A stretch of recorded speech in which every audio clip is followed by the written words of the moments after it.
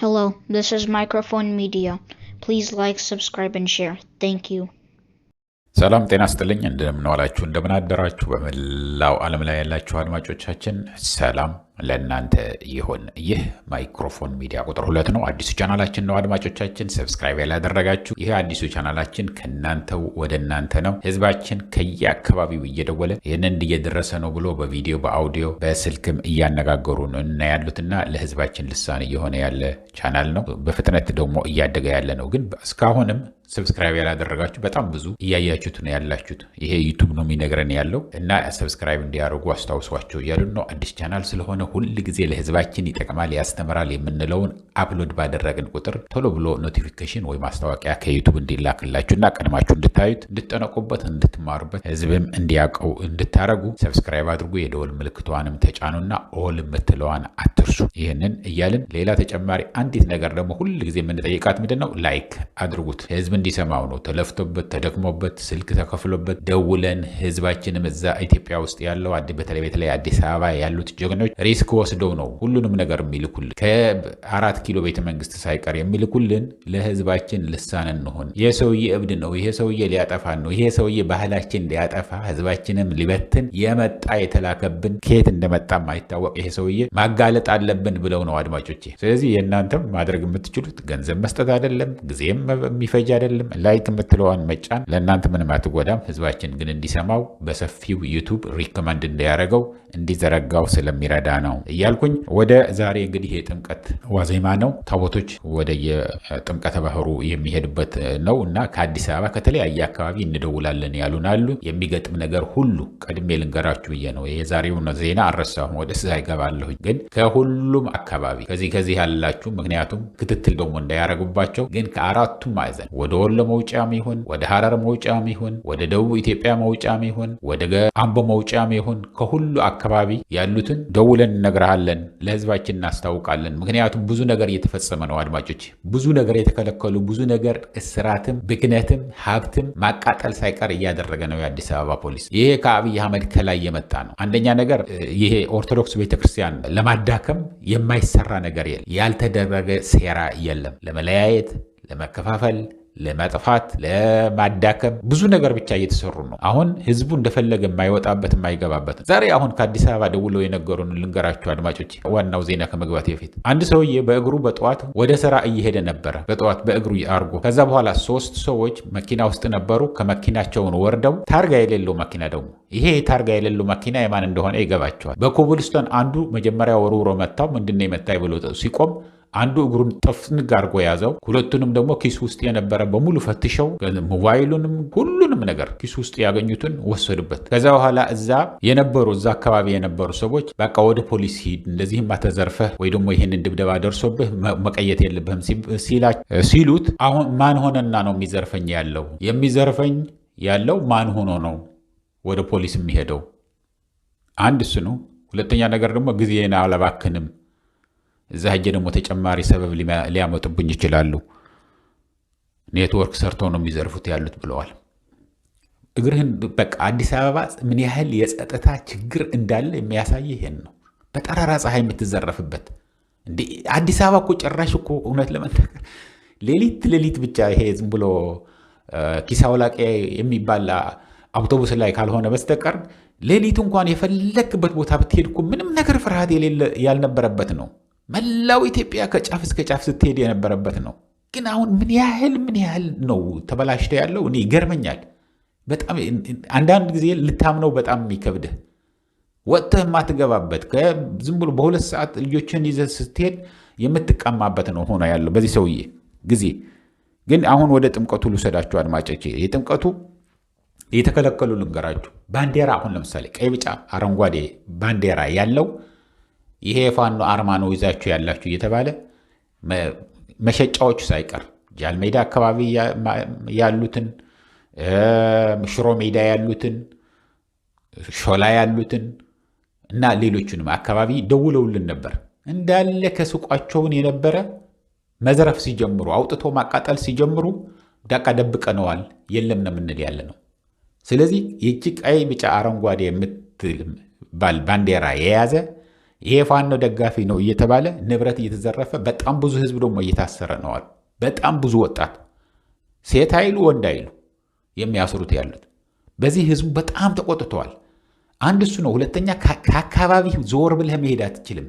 በምንም ተአምር ከቦታ ቦታ መሄድ አትችልም። ወዴት እንደምትሄደው ነው። በየቦታው እየቆዩ የሚጠይቁ አሉ። ህዝብ ተጨንቆ ፈርቶ ነው ያለው። በቃ ምንድን ነው በቃ ፎቶግራፍ እያነሷቸው ወይ ሁሉ ነገር እያዳመጧቸው ጥላችን የምንፈራበት የትናንትናዋ ቪዲዮ ታስታውስ እንደሆነ ምንድን ነው ያለኝ አንዱ ጥላችን የምንፈራበት ጥላህን እንደዚህ ጎንህ ላይ ያለውን ሰው እየተከተለኝ ነው ብለህ የምትፈራበት ጊዜ ነው። ዞር ብለህ እንዳታይ ደግሞ ምን አባት አደርጋለህ ብሎ እንዳይገድለን የምንፈራ ያለ ነው። የደርግ አቤት ጠባቂ የሚያስንቅ ዘመን ነው የመጣብን ይሄ ብሎ ነው የነገረኝ። በዛ ጊዜ የነበረ ሰው ነው። ያው በጥይት አቤታዊ እርምጃ ተወሰደበት ተብሎ ይገደላል ነበር። ለዛ ከዛ የሚያስንቅ ነው። እና አሁን ህዝቡ ብቻ በጣም ተቆጥተዋል። የአዲስ አበባ ህዝብ በጣም ተቆጥተዋል። ግርግርም ሊነሳ ይችላል ነው የሚሉን ያሉት። አንደኛ አብይ አህመድም በጣም አስፈርቶት ያለው ይሄ ነው። አንድ ቦታ ላይ ከተነሳ እንዳለ መላው አዲስ አበባ እንደሚነሳ ያውቃል። መላው አዲስ አበባ ያለው ህዝብም ማን ይጀምረው ነው እንጂ አንድ ጊዜ ተጀመረ ከተባለ ሁሉንም ለመነሳት ዝግጁ እንደሆነ እየገባው ነው ያለው። እንደዚህ አይነት ወርቃማ የሆነ እድልም ህዝቡ መጠቀም አለበት። በእውነት ፈርተህ እስከ መቼ ድረስ ነው እየተዘረፍክ ልጅህን እየተደፈረች እየተቀማህ ከቦታ እየተነቅለህ እየተባረርክ ምንድን ነው የምትጠብቀው ያለው የአዲስ አበባ ህዝብ? እኔ እውነት ለመናገር በጣም ነው የሚገርመኝ። በጣም አብይ አህመድም ይህንን ከፍተኛ ፍርሃቱን ተግባራዊ እንዳይሆን እርግጥ መዓት ፖሊስ ነው አሰማርቶ ያለው። መዓት ፖሊስ በየመንገዱ በየኮርነሩ ፖሊሶች ናቸው አለው። ማን ደግሞ ምን እንደሆነ አይታወቅም። ለስለላ የተደራጁ አሉ አልኳችሁ። 1 ሚሊዮን ሰራዊት ስል ከየት መጥቶ ነው 1 ሚሊዮን ሰራዊት ብሎ አንድ ጻፈልኝ። 1 ሚሊዮን ረንጀር የለበሰ ሰራዊት እየተንቀሳቀሰ ነው እኮ አልተባልክም። ሰላይ ጆሮ ጠቢ ነው እንልህ ያለ ነው። አሳልፎ የሚሰጥህ እቤት ውስጥ ሊሆን ይችላል። ተከራይቶ የሚኖር ከአንተ ጋር ሊሆን ይችላል። ኢቭን ሚስትህም ልትሆን ትችላለች። ይሄ እኮ የኖርዝ ኮሪያ ምንድን ነው የሚባለው? ሰሜን ኮሪያ ነው የሚባለው። የሰሜን ኮሪያ አሰራር እኮ ነው ኢትዮጵያ አምጥቶ ያለው ይሄ ሰውዬ። እያንዳንዱ ሰው እንዳይተማመን ነው አድርጎ ያለው። የኑሮ ውድነት እዛ እያቃጠለው ነው ህዝቡ። በተጨማሪ ደግሞ የማይደረግ ነገር የለም። ስለዚህ አንደኛ ለጥምቀት ያልሆነ ታስታውሳላችሁ አድማጮቼ፣ ለጥምቀት ያልሆነ ቀሚስ ይበጣጠስ ሲባል በየአካባቢው ሂደን ስናይ ምንድን ነው የነበረው? ጭፈራ ነበረ። ትግርኛ የሚጨፍሩ እዛ አሉ፣ ኦሮምኛ የሚጨፍሩ እዛ አሉ፣ ደቡብ ህዝቦች አሉ፣ ብሔር ብሔረሰቦች የሚጨፍሩ በተለያየ በቃ ሲጨፍር ሲጠጣ ሲጫወት ደስታውን ነው የሚያሳልፈው። በቃ ሁሉንም እስከና አባባሉ ለጥምቀት ያልሆነ ቀሚስ ሲበጣጠስ በቃ ነጩ ለብሶ ባንዲራውን አድርጎ ሆ ብሎ በቃ ሲጫወት ሲጨፍር ሲደሰት ነበር የሚውለው የጥምቀት ጊዜ። አሁን እንደዚህ የለም ድባቡ። አሁን ምንም ነገር እንኳን ዓመት በዓል ሊመስል በቃ ፍርሃት ነው። ምን ይዞብን ይመጣ ይሆን ይሄ ዓመት በዓል ነው ያለው በአዲስ አበባ ነው የሚሉን ያሉት። ግን አሁንም ላስታውሳችሁ ፈልገው በቀጥታ ከአዲስ አበባ የሚደውሉልን አሉ። ማንኛውም ነገር የሚፈጠረውን ነገር ወደ እናንተ እናቀርባለን፣ እንነግራችኋለን። በየጊዜው አፕሎድ እናደርጋለን።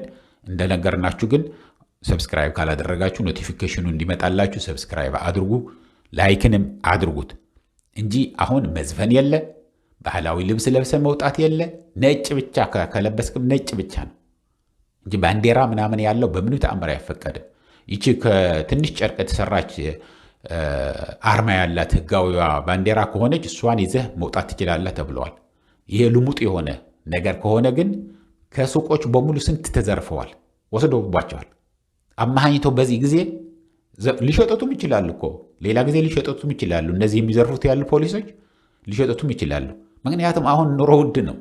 አንዷ ባንዲራ ስንትና ስንት ነገር ነው የምትሸጠው። አንዷ ባንዲራ ያላት ቲሸርትም ትሁን ምንም ትሁን በጣም ውድ ነው የሚሸጠው። ያ ሁሉ ግን ዘርፈው እየወሰዱት ነው ያሉት ከመርካቶ በተለይ ደግሞ ከሽሮ ሜዳ እንደነገርኳችሁ ወደ